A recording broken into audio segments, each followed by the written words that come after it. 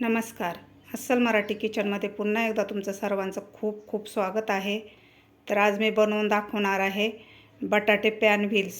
चला तर मग रेसिपीला सुरुवात करूया. नमस्कार. तर आज आपण बनवणार आहोत बटाट्याचे पॅन व्हील्स समोसा.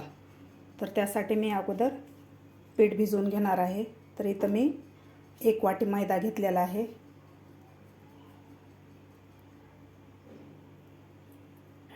कपानं पण 1 कप आहे, पण मी वाटीनं घेतलेला आहे. तर 1 वाटी मैदा घेतलेला आहे.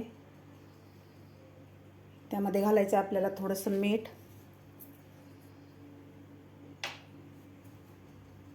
त्यानंतर थोडासा ओवा घालायचा आपल्याला. यामध्ये अर्धा चमचा तेल घालायचं आपल्याला. तेल घातल्यानंतर आपल्याला हे व्यवस्थित मिक्स करून घ्यायचं आहे.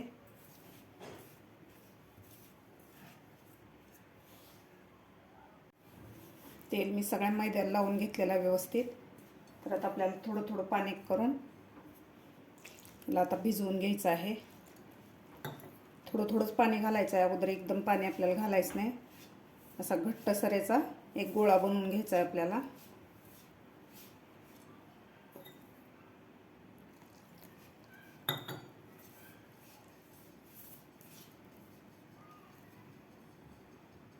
असं घट्टसर मी गोळा बनवून घेतलेला आहे, तुम्ही बघू शकता.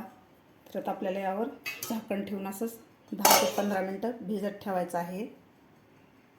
आता आपल्याला त्यामधलं स्टफिंग बनवायचं आहे. तर मी इथं 3 मीडियम साईजचे बटाटे उकडून याला खिसून घेतलेलं आहे. तुम्ही हाताने मॅश करून सुद्धा घेऊ शकता किंवा मॅशरनं सुद्धा मॅश करून घेऊ शकता. तर यामध्ये घालायचं आपल्याला 1 कांदा मी बारीक कापून घेतलेला. त्यानंतर कोथिंबीर घालायची आपल्याला यामध्ये.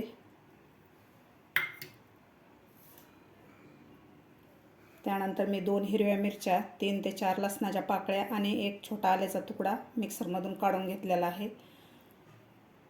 तुम्ही हिरवी मिरची कट करून सुद्धा घालू शकता. तर यामध्ये आपल्याला घालायचा आहे थोडासा चाट मसाला. बेडगी मिरची पावडर घेतलेली आहे मी अर्धा चमचा. हळद घेतलेली आहे पाव चमचा. 1 चमचा धना पावडर आणि चवीपुरतं मीठ घालायचं यामध्ये आपल्याला. आता आपल्याला हे व्यवस्थित हाताने मिक्स करून घ्यायचं आहे.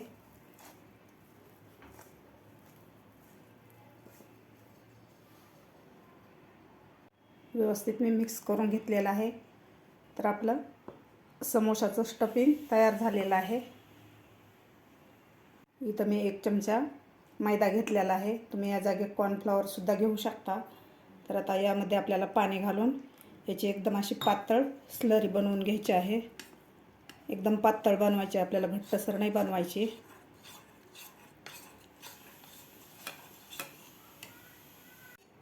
अशा प्रकारे पातळ स्लरी बनवून घेतलेली आहे मी.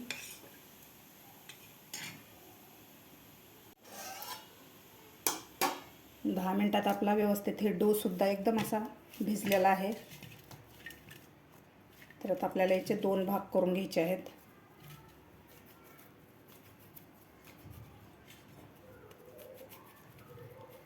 आता आपल्याला एकदम याची पातळ पोळी लाटून घ्यायची आहे. एकदम पातळ लाटायची आहे. याला आपण थोडासा मैदा लावलेला आहे. तर आता आपण याला एकदम पातळीची पोळी लाटून घ्यायची आहे आपल्याला.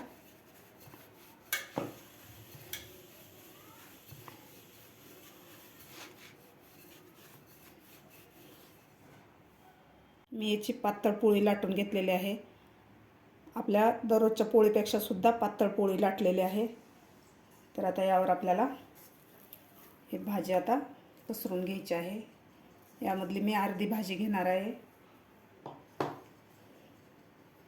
आता आपल्याला व्यवस्थित यावर पसरून द्यायची आहे.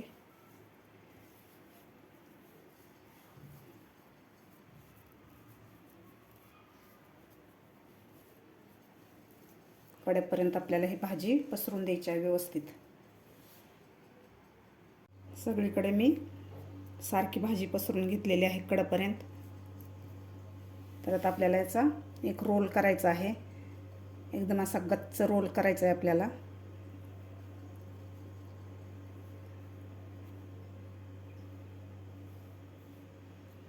असं दाबून रोल करून घ्यायचं आहे आपल्याला.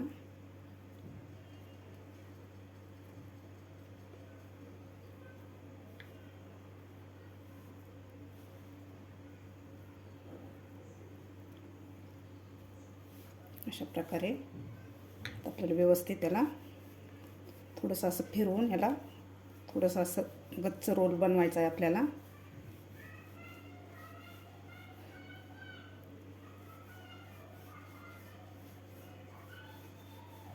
प्रकारे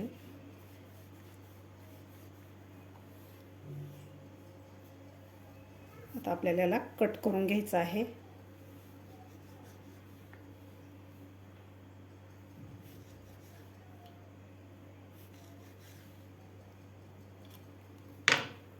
अशा प्रकारे कट करून ह्याला थोडंसं असं प्रेस करून घ्यायचं आहे आपल्याला.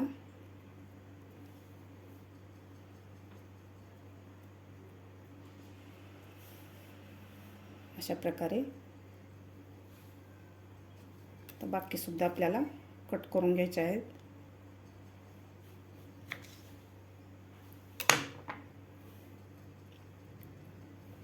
कट करून घेतल्यानंतर आपल्याला व्यवस्थित त्याला प्रेस करून थोडंसं असं दाबायचं आहे. अशा प्रकारे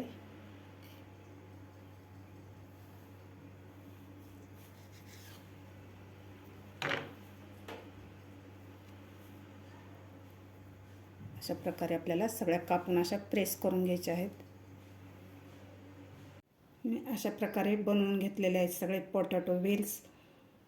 अर्ध्या इंचाचं मी कापून घेतलेले आहे. जास्त जाड पण नाही आणि जास्त पतलं पण नाही. आपण जशी बाकरवडी करतो त्या प्रकारे आपण कापून घेतलेलं आहे.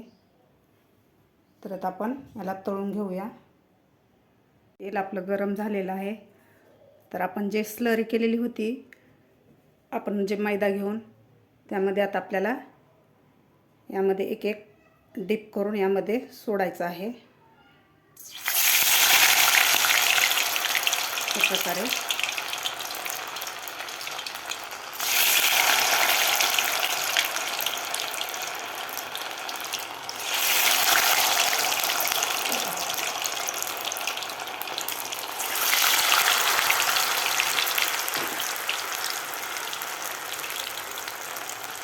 आता आपल्याला मीडियम गॅसवर व्यवस्थित गोल्डन कलर होईपर्यंत हे तळून घ्यायचं आहे.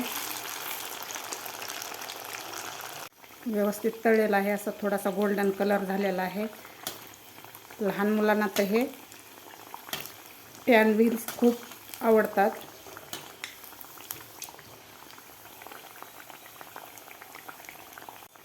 व्यवस्थित गोल्डन कलर झालेला आहे. तर आता आपण काढून घेऊया. लहान मुलांना तर हे व्हील्स खूप आवडतात.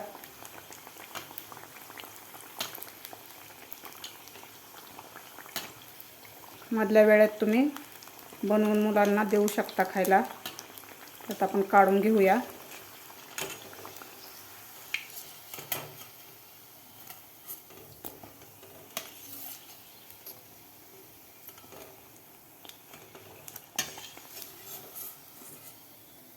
गोल्डन कलर आलेला आहे, तुम्ही बघू शकता. अशा प्रकारे झालेले आहेत आपले व्हील्स, पोटॅटो व्हील्स. तर आता आपण बाकी सुद्धा अशा प्रकारे तळून घेऊया. तुम्ही बघू शकता आपले बटाटे पॅन व्हील्स तयार झालेले आहेत. खायला खूप टेस्टी लागतात आणि लहान मुलांना तर खूप आवडतात. तुम्ही सुद्धा नक्की एकदा करून बघा. आजची माझी ही रेसिपी कशी वाटली ही नक्की कमेंट बॉक्समध्ये सांगा. माझा व्हिडिओ आवडल्यास लाईक, शेअर आणि सबस्क्राईब करायला विसरू नका. भेटूया अशाच एका नवीन रेसिपीसोबत. तोपर्यंत धन्यवाद.